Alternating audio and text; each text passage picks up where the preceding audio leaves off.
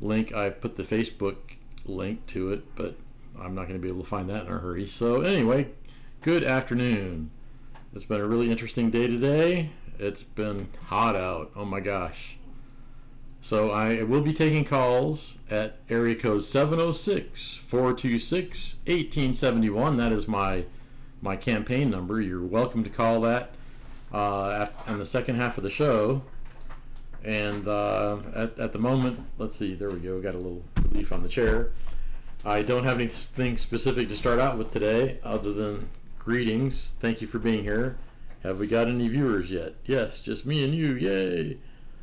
Alright, so this has been a very interesting day. I am starting to gain some media attention. That's one of my biggest worries, is not being able to get any media attention. It's been extraordinarily frustrating to have been reaching out to media really since, I guess, the middle of March, letting them know that I am running, I'm available, here's my number, contact me, blah, blah, blah. And they all look at me like I have leprosy or something and pay no attention. And essentially, yeah, read Legalize Freedom. I'll get out of the way for a second. Read Legalize Freedom. So anyway, yeah, I went down to Macon today and had an interview with WXGA. I had no idea that they had such a wide reach in the South Georgia area, but they seem like quite a group of folks, and they actually seem interested in broadcasting the news, not distorting the news like our local broadcasters seem to do. When they actually do not report all of the facts all of the time, then I would assess them to be guilty of distorting the news. Alright, I see that. Hi Tamara Wells, welcome aboard. Nice to see you. I don't know if anyone of you were in the news or following the news. I really kind of got into activism, first of all, by being invited to run sound and video for an event called March Against Monsanto Atlanta. I think that might have been in 2011 or maybe early 2012. And sort of that was kind of an eye-opener, because I wasn't really following the food tyranny the way these folks who are dedicated to the March Against Monsanto have been. I think some of you may know that Monsanto is one of the largest pesticide producers on the planet, and they make some very toxic stuff, including they've gotten into genetic modification, and essentially one of their genetic modifications of corn is to inject basically a gene string that fits into the genes of the corn itself that produces a pesticide, so that when a bug eats the corn, it kills the bug. Well, you know, the problem with that is we're eating the pesticides also. And since it has not been a long-term thing, we really don't know what the long-term effects of the toxic exposure to all of the chemicals we're getting. David, did you have a screenshot of that you wanted to put up? Well, we don't have it for the Facebook fans. Oh, we don't? Okay, well, that's too bad. Anyway, just this last week in the news, there was a gardener from a local school who used Roundup every day for his 20-year career and came down with some incurable cancers, and he was able to finally get his day in court. He sued Monsanto, and Monsanto essentially had to admit that they were at fault, that their glyphosate actually does induce cancers, and the settlement was $289 million. I'll hold that close to the camera. Are we going to the camera or are we going to the iPod? $289 million settlement for Monsanto, who was bought out by Bayer, by the way, and now, of course, Bayer is now Monsanto, and Bayer has picked up one heck of a liability by buying Bayer. Okay, I gotta wet my whistle.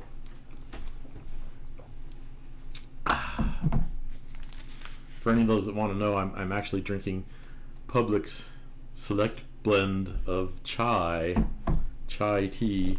I said chai tea to a Russian friend of mine who said, in Russian, chai means tea, so you're really saying tea.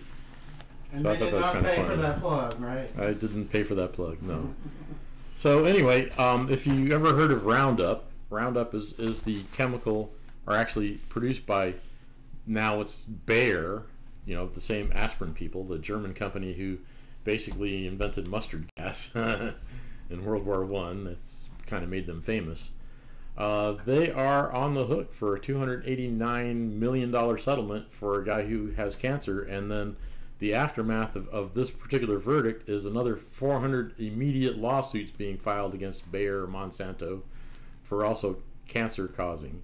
The European Union several years ago listed glyphosate, which is the active ingredient in the Roundup pesticide. They named that as a carcinogen, and of course California named it as a possible carcinogen a couple of years ago. But of course Bayer Monsanto has been fighting, basically citing their own studies showing that, oh no, it doesn't cause any harm.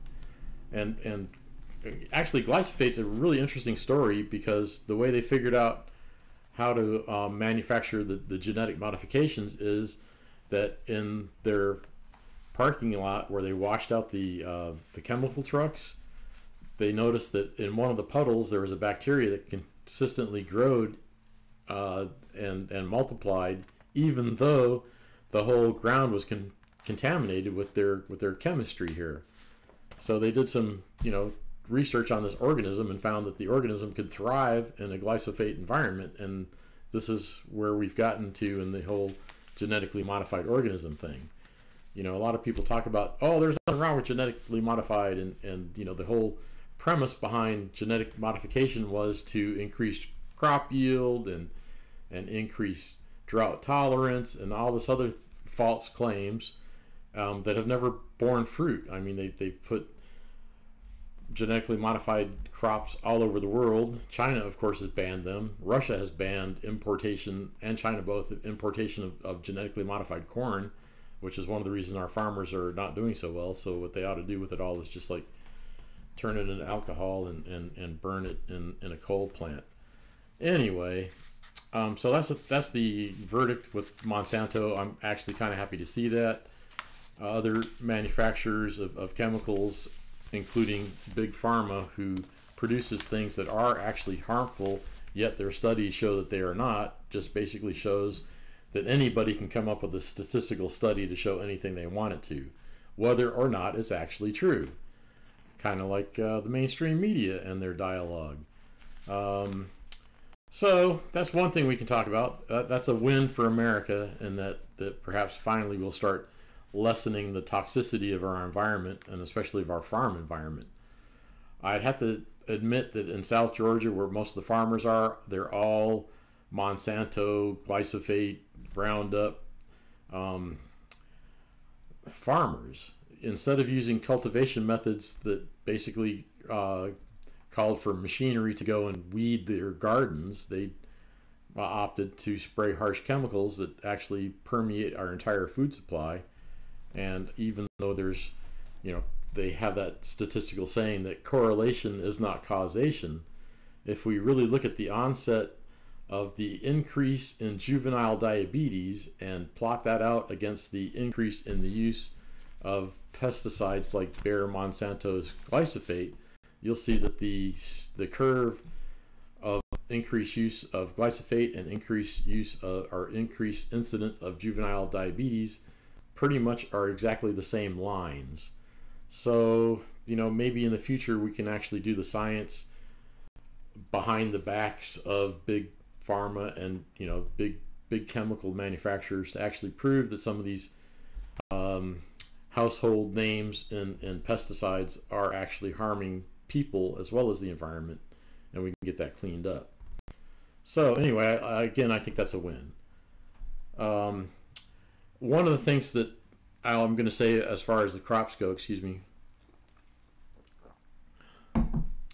I'm going to talk a little bit about industrial hemp real quick, is that, after every crop, we have the type of climate here in Georgia that after a crop of soybeans or crop of corn or alfalfa or whatever they're growing, the farmers could actually plant, do a rotation with hemp, because hemp is a soil remediator. And what that means is hemp actually draws toxins out of the soil. It's kind of a magical property of the plant. And once the plant, once the cannabis plant intakes the harmful chemicals, they're bound in such a way that they're not released back into the environment. So it's a very good thing to go ahead and legalize industrial hemp so that farmers can clean up their soil, and that actually would have long-term benefits to all humans who eat anything that comes out of the ground. So that's one of the things that we really need to push for, and I'll talk a little bit more about that in a minute. But the next thing I want to talk about is what our Georgia lawmakers have done to us now. You know, these guys keep forgetting that they work for us. You know, those guys actually voted themselves a huge pay raise, even though they're part-time. They work from January, you know, the first couple of days in January, often until the end of March, very occasionally into April. But again, the Georgia legislators' rules of engagement are that it's a 40-day session.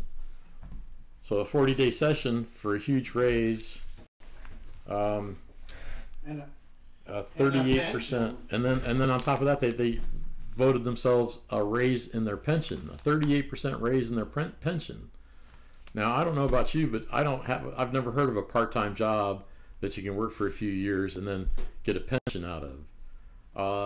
What are these guys doing to us? We're paying these guys royalties for having come in and served their campaign donors, and we're paying the cost. In fact, our children will be paying the cost. Their children will be paying the cost. And that's something that isn't being talked about much, is our unfunded liabilities for the future. You know, Georgia has a huge pension liability for teachers and firefighters, law enforcement, and other government employees that is not funded by bonds. It's actually funded by current revenue. So what can we do to look at that? If we look at other cities like Chicago, if you follow Chicago at all, you'll see that they have a pension crisis. You know, they're going broke. A lot of cities in California have gone broke over burdensome pension guarantees, the pension amounts, and the number of people that are actually on the government dole for the pensions, which is another thing. I mean, I've done a lot of research on this lately, and we have crossed the Rubicon. You know, the Rubicon is that over 50% of the population relies on a government check to meet their monthly needs. In other words, people aren't working, they're getting a check from the government. But you know what? The government does not do anything productive. They don't produce anything. They don't earn their money.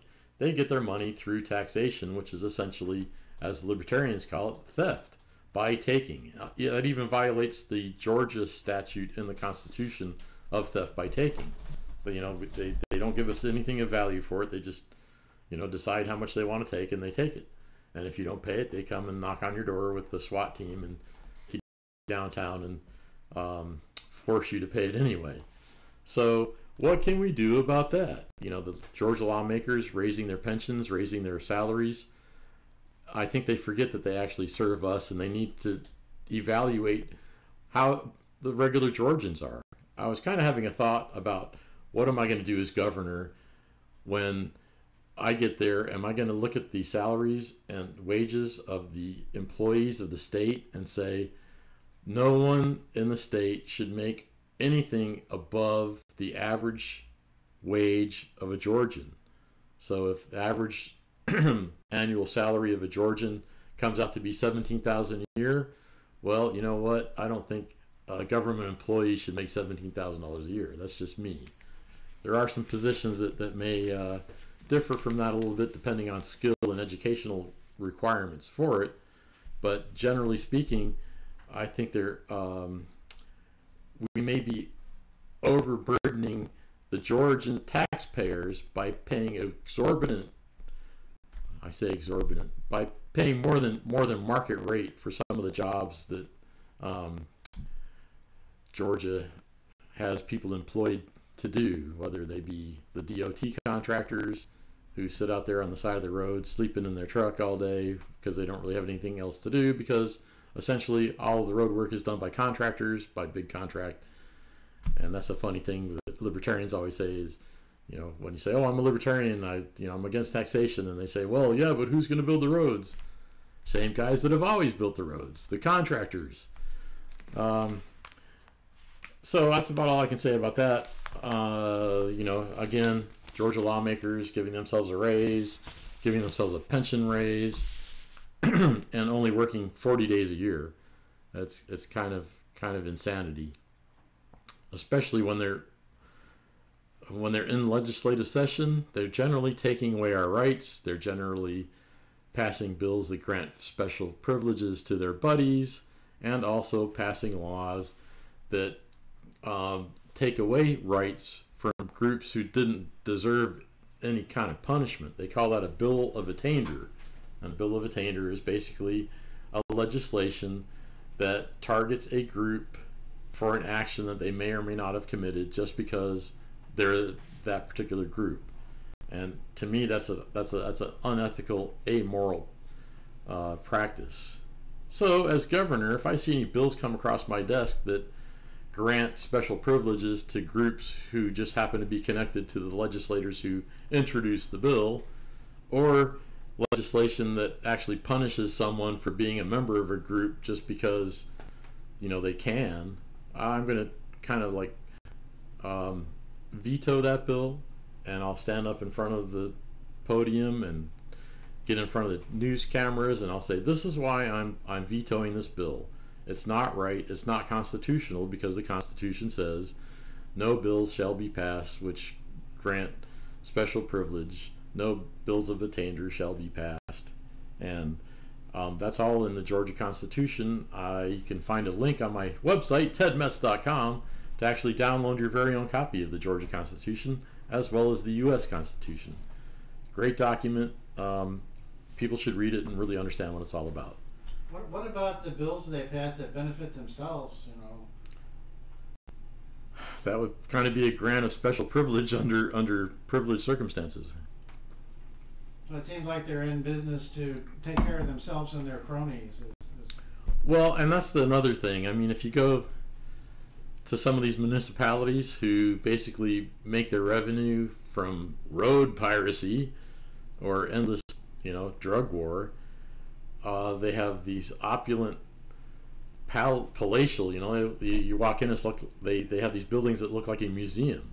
I won't mention any counties in particular, but Gwinnett County in particular has this thing they call the Justice Center, which is like a resort. You walk in, they have marble floors and beautiful carpeting and art on the walls and mahogany sculptures. Walls is like something none of us could afford. Right, and it's probably close to $1 billion worth of real estate tied up, basically being paid for by the the sweat of the brow of the people who they pull over because, oh, I noticed your license plate was expired by 15 minutes and we're towing your vehicle because you can't prove insurance even though it's right here online.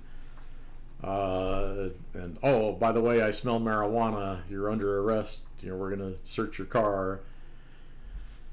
And speaking of I smell marijuana, I heard a great story from a friend of mine who basically was telling a story of a guy who was getting pulled over in his boss's truck, and the cop tried to use that excuse, I smell marijuana, and of course he didn't. So they're actually going to use one of the federal laws known as 18 U.S.C. 232, or is that 242? 18 U.S.C. 242, which is deprivation of rights under the color of law.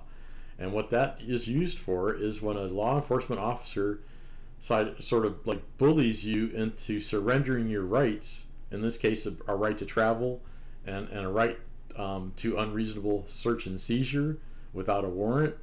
This particular police officer overstepped his constitutional authority to hassle a person with the excuse that he smelled marijuana. Of course they didn't find any marijuana. The guy doesn't even, it was the boss's truck. The boss doesn't partake of self-medication or marijuana abuse.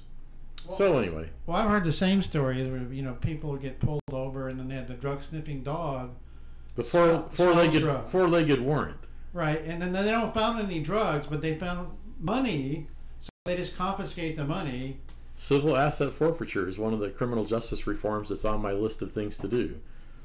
Criminal justice reform is another issue we'll talk about probably in a little bit. But civil asset forfeiture is when the cops come and even though they cannot prove any wrongdoing, they can steal your stuff, like your car, your boat, your house, your property, your money, whatever, and they don't have to prove any guilt. They can just say, oh, well, yeah, this looks like you were human trafficking, therefore we're going to steal your stuff, and if you want it back, there's a long drawn out procedure to actually file papers that cost thousands of dollars to do to get your stuff back. It's crazy. So I think I have some. How many viewers do we have? I see stuff. All right, so yesterday, August the 29th, was the first joint study committee on low THC cannabis oil access. Basically what that meant was a dog and pony show to make the public think that the legislators give a crap about what the Georgians really want versus what they're going to give us. I do have my testimony on my governor's page. I spoke for 1 minute and 45 seconds and basically told them how I feel about their whole idea of trying to regulate and tax both medical cannabis as well as industrial hemp. And I should go ahead and say this again. What's going on is that we have this huge drug enforcement agency, law enforcement system in place. There's all kinds of task force all over Georgia. There's all kinds of people involved, federal, county, state, and local, and drug task force that are basically looking to bust people with small amounts of cannabis. That's interesting. I'm getting a call on that phone. If anyone wants to call in, they can call me at 706-426-1871. And it'll show up on my computer and I'll be able to take your call. But we'll wait a couple of minutes. So anyway, instead of just dropping it all, letting all the people find other jobs who are currently involved in the drug war, because the war on drugs is the war on people. It feeds the prison industrial complex. It feeds private prisons. It feeds private probation. It feeds the court systems, and it helps to build billion-dollar justice centers where the people who work there have their own gymnasium and pool and spa. And it's kind of disgusting that, you know, when you come home after work and have to settle in for a six-pack sitting in your double-wide trailer with, you know, bad air conditioning, when these guys are in a palatial, 5-star resort environment at taxpayer expense. So anyway, I would like to mention to everyone out there that everyone has a human right to treat themselves with what works best for them for their condition. In a lot of cases, it actually is medical cannabis. One of the interesting things about the hearing yesterday was there was a parade of people who are reefer madness crowd saying, well, your body doesn't know if the THC in your body is recreational THC or medical THC. And I think everyone that actually understands how the body reacts with cannabinoids and cannabidiols and THC, etc., it's a nutrient. It feeds the nervous system. All use is medical use. So whether you're actually medicating yourself to relieve your anxiety or PTSD or your pain or anything else, I really believe that Georgia and the Georgia legislators and Georgia law enforcement just needs to leave us alone to do what we need to do for our pursuit of happiness. And if they won't just like back up and just like completely let it go, what we need to do is use the juries and the concept of jury nullification. Thomas Jefferson, one of my more favorite founding fathers, basically said, if a law is unjust, a man is not only right to disobey it, he is obligated to do so. So, that's the whole civil disobedience sort of aspect of law enforcement for profit over a plant versus, you know, the civil disobedience and then the follow-up through the court system using jury nullification. We got a guy in South Georgia named Giovanni McCoy who was growing his own medical cannabis in the privacy of his own home to treat chronic pain. And that's all I should say about that. Otherwise, I guess it would be a HIPAA violation. But he was using it, and he was able to convince the jury that, and all of the parade of character witnesses that came in on his behalf basically said that the guy was a productive member of society. He wasn't hurting anyone. You know, they never saw him using medical marijuana or medical cannabis, and that he was an all-around good guy. The jury acquitted him of all charges of manufacturing, possession, you know, etc. So, as I testified yesterday at the study committee hearing, is essentially you should allow home grow for the patients who need it, because allowing home grow, and one of the ladies, Sue Rushy, who I guess is paid by Big Pharma or someone to perpetuate the entirety of the reefer madness, basically she was saying that because we have Miranol, which is THC for cancer patients to increase their appetite, and since the FDA just approved Epidiolex for epilepsy, we have our cannabis. We don't need home grow. We don't need in-state manufacture. To which I say, you know, that lady needs to take a long walk off of a very short pier. Epidiolex, according to what I've researched on it, it is basically a plant extract. They call it synthetic, but anytime you extract something, you're putting it through a synthesis. So it sounds more scientific than, you know, I just made tea, because essentially that's what it is. Epidiolex, they're predicting to be a $32,500 per year prescription medication to treat epilepsy.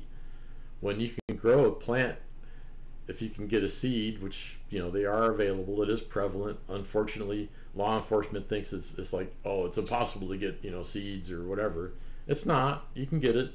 You know, you can grow your own plant for, you know, pennies per ounce.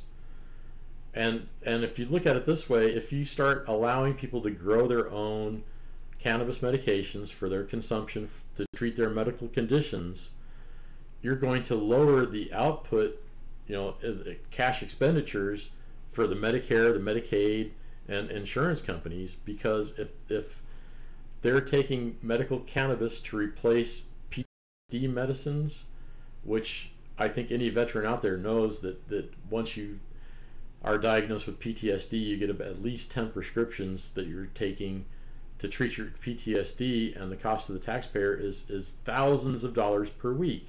If you can treat it with growing your own plant at home, you're saving thousands of dollars per week. Multiply that times hundreds of thousands of veterans, and you're talking like, you know, billions of dollars a year in savings. Same thing with opioids.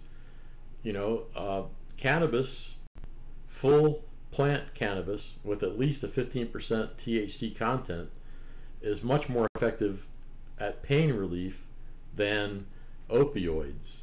You know, what we really need to look at, we need to start blaming doctors for the opioid crisis, because they're the ones that are prescribing it in the first place. You know, we know more and more that opioids are basically a death sentence for a lot of people. They do a lot of harm to the kidneys, the liver, the pancreas, and other vital body organs. And once you start taking it, it's very hard to wean yourself off, and some people can't. So that's really the reason for the heroin epidemic. When they can no longer get their opioids, they find that the next easiest thing to get is heroin. So, you know, we can blame the doctors for the heroin crisis, because they're the ones that got the people addicted on opioids, and now they can't get the opioids anymore. And the funny thing about medical cannabis and opioid or pain clinics is if you have THC in your system, they have to kick you out of the pain management program. So it's complete medical tyranny, and it's expensive to treat a patient using current big pharma technology, because big pharma charges us way too much for the crap that they poison us with. So I'm again pushing for in-state grow. And the in-state grow, of course, means you should be able to grow it in the privacy of your own home for your personal consumption. And That's what we have to push for. And if we have to take him to court, go to a jury trial, plea to the jury should, the more we talk about jury nullification, the right thing to do with a bad law is to nullify it. If there's no victim, there's no crime. If you are serving on a jury right now, and the charges before you basically are because they say you did something wrong because the state says it's wrong, then you need to nullify because it's a bad law. Bad laws are prevalent. Every other law on the book is a bad law because it's trying to regulate behavior or regulate a monopoly or actually give monopoly position to some company like Big Pharma. You can't have cannabis because Big Pharma controls the drug market. If they lose the control, they're going to lose profit. That's going to make their campaign contributions to the individual legislatures much less. And what do legislators do when they're not passing bad laws? Hey, they're campaigning for their next election cycle. So what we need to also do is, if somebody has been elected before, we really need to re-elect no one. I like the concept of re-electing no one. Term limits are a fantasy because no one currently sitting in office is going to vote to kill their career, and we have too many career politicians. And it's funny to listen to some of the career politicians talk about being in favor of term limits because what they're trying to do is they're stepping up. They start out as a House legislator, then they move up to the House Senate, then they move into an executive office, and then they move to a federal position, and then they get an appointment. They turn into career politicians, even though they talk out of both sides of their mouth about, oh yeah, I'm in favor of term limits, but not for me. Term limits for the other guy, but not for me. And that kind of goes back into the whole two-party paradigm and how, I guess, what's the word, captured we are in America. Hello America, you're suffering from Stockholm syndrome. You're in love with your captors and you don't want to replace them because you love them, even though they're raping and pillaging and stealing your future. They're stealing the future of your children. They're stealing your grandchildren's future. We need to stop electing these guys. We need to stop sending the same guys back into office that continually do the same thing over and over. It's really interesting if you look at the legislative history, which you can find online. It's easy. You can just go to the Georgia, house.gov.ga, house.ga.gov, and you can look at people's voting history, and you can see that it doesn't matter if it's an R or a D. When it comes to a budget bill, they're always voting 98% of the time the same. And the people that don't vote for a budget bill, people like Matt Gertler, shout out to Matt Gertler, the ruling party will try to replace that candidate with one of their own elite establishment candidates that they can control. That's the thing about the corruption in Georgia government, is that because the two-party system has such a stranglehold on ballot access, and the whole thing about having to pay exorbitant fees just to get on the ballot. It costs, for a statewide office, it costs $5,000 to get on the statewide ballot. 75% of that $5,000 goes back to the party after the election. So let's say you get, just for one race, let's talk about, like the U.S. Senate race, for example. You got 15 candidates running for U.S. Senate. Each one of them pays their $5,000. 75% of that, was it $75,000? 15 candidates times 5, $75,000. So $60,000 goes back to the party. So if you got 15 Republicans running in one race, it's like $60,000 bonus back to the GOP. That's how they stay in business. Same thing with every other office. Every office down the line. You start with the Senate and the House, the federal agencies, then you move down to the Georgia executive branch, and then you move further down. The fees get a little bit lower, but when you have 10 to 15 candidates vying for a primary and they all paid their fees and most of the fees go back to the party, it's like, what are we doing? We are, it's I don't know. I guess you could call it almost like a poll tax of sorts. Well, one of your associates said that like 70% of the Georgia's legislators, the people that run for local office in the Georgia House and Senate, run unopposed. Well, and that's another problem. when the thing about opposing a party, people seem to be tribal, because that's what I'm going to call it. I'm going to call it tribalism, because essentially that's what it is when you identify with one group, and that's your group, and you have to fight with your group no matter how bad they are or how many wrongdoings they commit, and you're still fighting for that group. Again, Stockholm syndrome. You love your captors. The more we vote for the same parties over and over, because if you don't vote for my party, the other party's going to take control. Well, once again, they're exactly the same. They vote 98% of the time exactly the same on the same legislations. There's no difference between the two of them other than their talking points and the directions in which they want to take the country. I'm not being able to read all these things. Well, the most recent question was, are they rigging the elections? Well, that's a very good question. Are they rigging the elections? Because we don't have an accountable voting system, we really can't tell. I think they're rigging the voting system in that they don't allow third-party and independent candidates easy access to the ballot. Georgia essentially is the worst state in the nation for ballot access. When Illinois, for example, in Illinois, they had a lawsuit, and basically they determined that in order to get on the ballot in Illinois, a presidential candidate only needed to have 7,500 ballot petition signatures. And then that translated into every other seat in Illinois. So if you're trying to get a seat for the Illinois legislature, 7,500 signatures was your maximum need.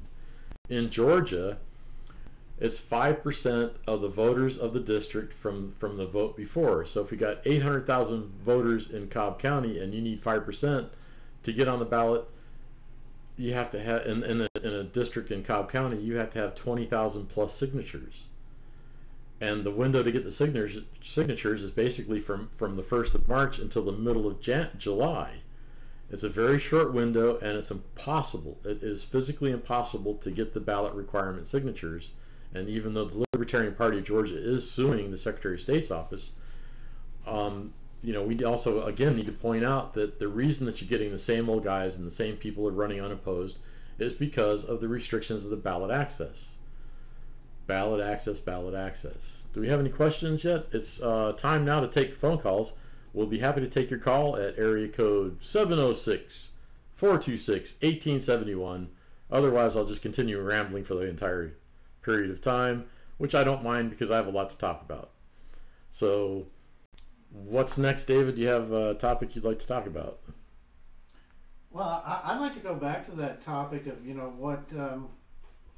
what they were doing to that one guy who wasn't approving the budget measures, and then they tried to run him out of office, and they were using outside capital, leverage from outside his district, in order to remove him from office, to replace him, because he wasn't going along with the party line. Right, they redistricted.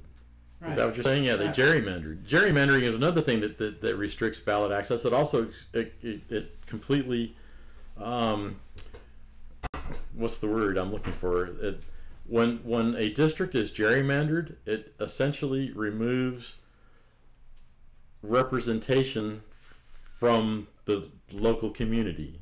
So I'm in District 13, and when I first moved into District 13, they had the district, which was essentially a horseshoe that started in Fulton County. It ran through Cobb County, Douglas County, Henry, Clayton, DeKalb, and just a tip of Gwinnett. But it went as far south as Union City. Now, trying to campaign in a district that looks like that is insanity. It's so hard to do. Okay, I'm actually getting a call. Let's see. I can't hear it, but let's take a call. Answer. Hopefully I'll be able to hear the call. It looks like William Devonshire is trying to call. I don't know, these crazy apps. Is someone on the phone? I hear something for a second there. Hello? Yes? I can hear you. Oh, okay, there you go. Hello, you're on the air. Hey, Ted, it's David. Hi, David, how are you? Doing all right. Quick question. You get things like alcohol that's legal, obviously, but then you get dry counties where they don't allow it to be sold. How can we prevent the same thing from happening when cannabis is legalized in the state?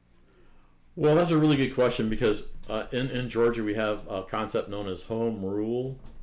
And home rule basically says that a county can make their own rules as far as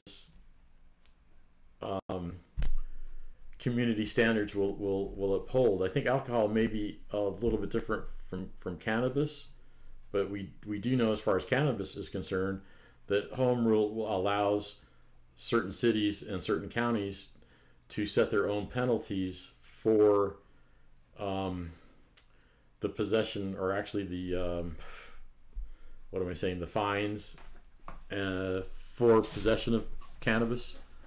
I have to admit that I'm kind of ignorant about exactly how the alcohol laws work, but from what my understanding is that the original alcohol law in Georgia was passed so that each county and each town could pass their own ordinance based on their own community standards. I think that's correct. And I'm a native Atlantan, and when I was growing up, my uncle actually started one of the very first bars in Atlanta. And Atlanta was a dry county. Cobb County was dry. The only place you could buy booze in Cobb County until like the 70s was on the Air Force and Navy base. That was it. Well, because that's federal property. But... Right. Yeah. So, it's interesting when you go to other places in the country. I didn't know this until I went and traveled to Alaska, that actually possession of alcohol in Alaska, outside of, like Anchorage, and it is illegal. It's like, pot. You can't possess it, but actually pot's legal to possess in Alaska. So well, that's the other thing is the whole laws on alcohol go back to the repeal of the 23rd Amendment, which is back in the 1920s. So those laws have been on the books for a long time, and again I can't speak to them because I don't know them off the top of my head. So I hope that's a good answer for you, David, is that it is a matter of community standards, and under home rule, cities can and municipalities can pass their own rules. And that's also in Nevada with the medical cannabis. Counties and Denver or Colorado also, some counties don't allow it, so they do have dry counties. I don't know if Georgia would allow all counties as a broad stroke, or if they have to still uphold the same concept of home rule and allow each municipality to figure it out on their own. That's a worry I kind of wonder about, where the governor could legalize by the state, and the counties could theoretically just still make it all illegal. Or would it just be that they could make it to where you couldn't buy and sell, and possession would still be legal? Well, that could be, and then that's really what I was talking about earlier. What we really need to push for is medical cannabis legislation that allows for home grow, and that way, if you're in the privacy of your own home, you should be able to do that across the entire state, on with the medical card. Right. Okay, is that it, or should we move on to the next caller? Thank you. Yes. All right, David, I'm glad we connected this time. All right. We are finally getting our technology in order this time, and if you'd like to call in, my number is 706-426-1871. And if you didn't hear me last time talking about 1871 is the year in which Congress passed what's known as the Organic Act of 1871, which turned the United States from a republic into a corporation because they were broke and owed England money after the Civil War. And that's another thing about history, is that they'll never tell you the proper and true history because they don't want you to know. All right, so I don't see another call. I hope I see one if one comes. What else do you need to talk about today, David? Oh, I was kind of alluding to this other thing. We've got this other governor candidate here in Georgia who's getting a lot of money, outside money. Same kind of thing happened in the 5th District. Oh, I know what you're talking about. And she's getting national attention and all this kind of stuff. And that, to me, that's just political chicanery, because it's essentially we're appealing to the nation. Why are we instead of the constituency? What's going on there? Well, let's talk about that for a second, because I won't mention Stacy by name, but what the problem is it seems really throughout the entirety of the United States, the left, I'm going to say it, the left has been pushing candidates to further their agenda of totalitarian socialism. I don't know why they call it socialism when they should call it Marxist communism, or they should call it totalitarianism, because that's essentially what they want. They want cradle to grave ownership of every human, to tell them what to do, what to eat, what to wear, what to drive, when they can sleep, who they can have sex with, all that sort of thing. And it's very interesting. We saw this with John Ossoff, essentially a political nobody who worked for somebody as a staffer. And he didn't even live in that district. He didn't live in the district, which isn't a requirement, by the way, but that's right. Another story. Mm-hmm.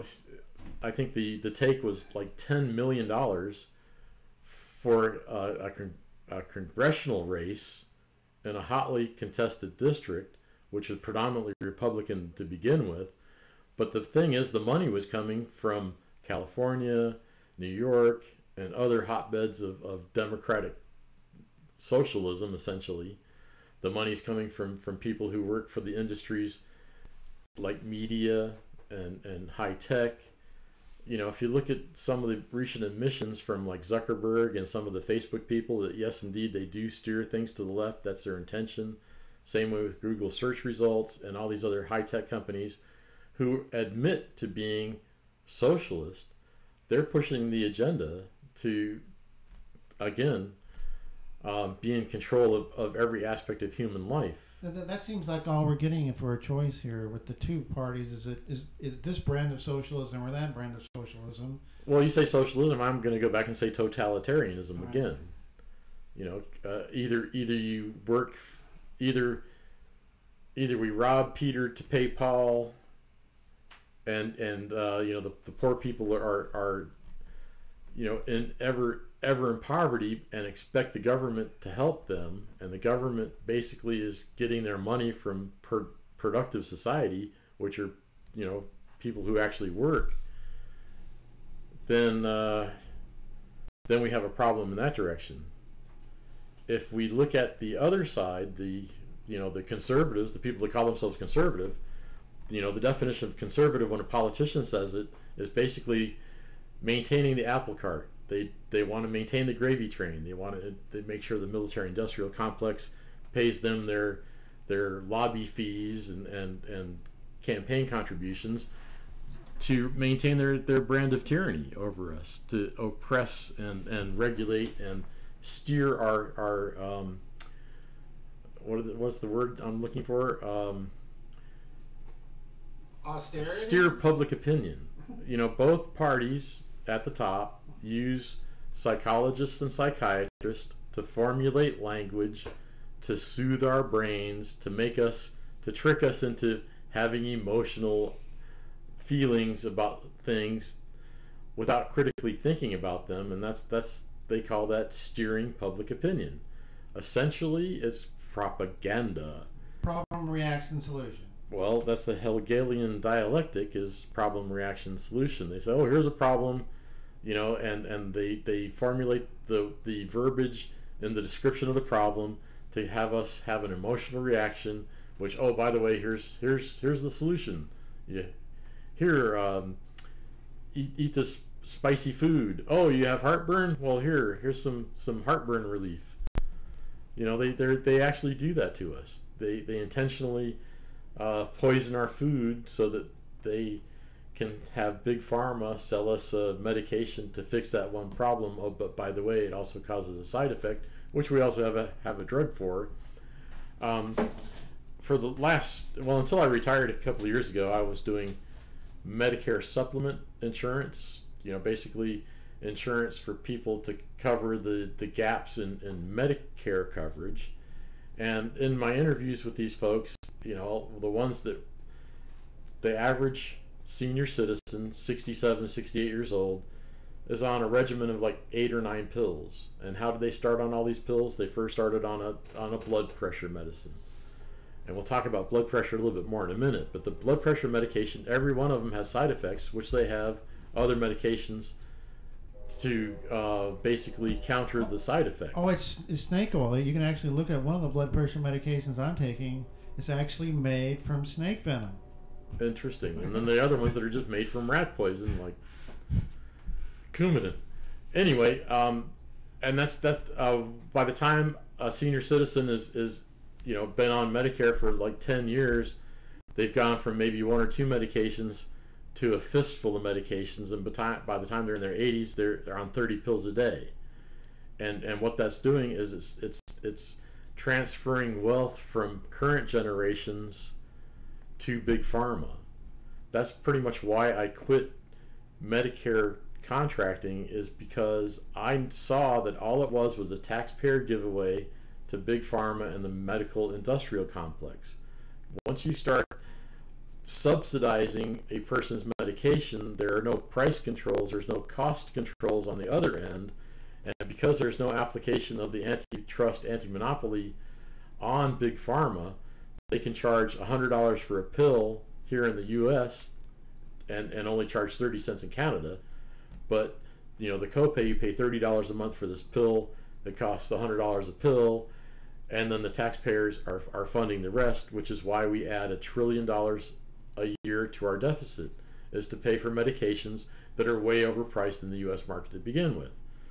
So where do we start on that? Fixing that? Well, meanwhile, they're giving us the poison that's causing the problem, like putting corn syrup in our food. High fructose corn syrup from GM, genetically modified organisms. Or as if you go to the Mexican aisle, I'm sorry, don't want to be appear in the least bit, but they have in Mexico, their sodas have real sugar in them. They have like laws, that you can't put that high fructose corn syrup in there. We can't have this. And if you next time you go to the grocery store, look at the canned foods. Every canned food, I guarantee everything that's processed, every processed food, except for maybe salt, has high fructose corn syrup in it, and a laundry list of things that you can't pronounce. It always makes me wonder if carrots had a label that you grew in your garden, how many words would you be able to pronounce? Well, how does your body get rid of that? All this junk? Exactly. It doesn't. It builds up, and eventually you have to take a pill. Well, some people want to know, how do they contribute to your campaign here? I think we'll get a question here about you got bumper stickers. Why don't you show us the bumper stickers? Oh, I do have bumper stickers. I have yard signs. I should have brought a yard sign in. I'm trying to grab out of the stack. Oh, knocking everything over. Here's a picture of my bumper sticker. I don't know if the camera is off or what. Yeah, I can see it. Okay, there's a bumper sticker. Better choice. What you can do, you can go to my website, which is tedmetz.com. There's a contact form. If you want a bumper sticker, go to the contact form and just basically shoot me a little email through that form saying you want a bumper sticker or you want a yard sign, and we'll see how we can get it to you. I made my first deliveries of yard signs yesterday, which was kind of fun. They're really slick. They have the porcupine logo on it, so they're quite a spectacle. And if you want to contribute, again, everything's pretty much on my website. Actually, even on my Facebook page, there's a donate link right at the top of the forum, or right at the top of my page. You can click that. It goes to the same donation system that I have for my website. My website, again, tedmetz.com, Tedmetz. That's why we have a Z on the end of TED Talks, because I like Z is a cool number. It's a cool letter. It's a nice curvy line. Anyway, tedmetz.com, and you'll find the link basically right at the top. It says contribute, and it's not just cash contributions that I really need. I need volunteers. I need people to put out literature. I need people to distribute yard signs. I need people to help me with phone calls. I need people to help me with trolling on the internet. So if you're interested in volunteering for the campaign, also on my website, on the contact form, there's a drop-down menu. You can choose how you would like to contribute to the campaign. Time, talent, or treasure. Whichever you'd like to do, I'm open for it. I need the help. We need a lot more help in getting mainstream media to pay attention to us, also the newspapers. I have a media list. If you'd like to send letters to the editor, I'll be happy to furnish you the list of every newspaper, every magazine, every blog in Georgia, as well as every news station, every television station, every radio station. I've got the list. So again, all that contact form information is on my website at tedmetz.com. You don't have to punch in www. You don't have to put in HTTP or HTTPS. Just go tedmetz.com. You'll go right to my homepage. I got a question for you, Ted. Now, go ahead. You were managed to get some media attention today. You were at a television station and they were interviewing you? I did an interview today with WXGA in Macon, Georgia. And my interview will be on their website, so I'm sure once I have the link, I'll post the link, unless they edited it to make me sound like a dork. But that was a good thing. If you look at my calendar on my website, it's the event calendar. It's right there on the menu bar. I do have events coming up. We're doing the Georgia National Fair in October. Anyone that wants to come to see the debate between me, Brian Kemp, and Stacey Abrams in Perry, Georgia in October, it's free for you to come and support me there.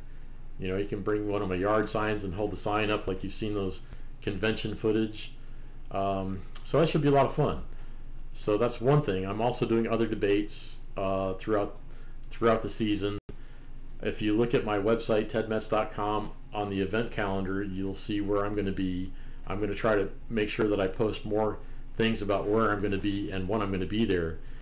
Today's trip to Macon was kind of a short notice thing. I've had a lot of other things going on, and of course I don't have the volunteers to actually keep up with my scheduling. So come and volunteer. What else, David? Anything else? Well, there was somebody made a comment. I see that. William Devonshire, I actually have you on my desk to send out some bumper stickers, so we'll get that to you in just a little bit. Well, I was looking at this may be a long drawn out subject maybe for next time, but it's interesting to I think that I'm having a muscle spasm, so I'm gonna have to end the show right now, because if I don't stand up now, I'm gonna just like keel over. So tune in again next week, next Thursday, 7 o'clock, same bat time, same bat channel. Be ready for your questions. If you want to email me questions in advance, that would be great. Cue the music. It's been great being here. Talk to you next week. Thanks a lot. Bye-bye.